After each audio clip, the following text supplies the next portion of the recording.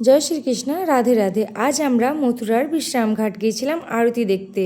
এখানে বলা যায় যখন শ্রীকৃষ্ণ কংস মামাকে পরাজিত করেছিলেন, পরাজিত করার পর এখানে এসে উনি বিশ্রাম করেছিলেন, সেই জন্য এই ঘাটটাকে বিশ্রামঘাট বলা যায়। আপনারা মথুরা বৃন্দাবন যখনই আসবেন এই ঘাটটা একবার হলেও আসবেন। এখানে আরতিটা খুব সুন্দর হয়। চলুন তাহলে আজকের আরতিটা দেখে নিন।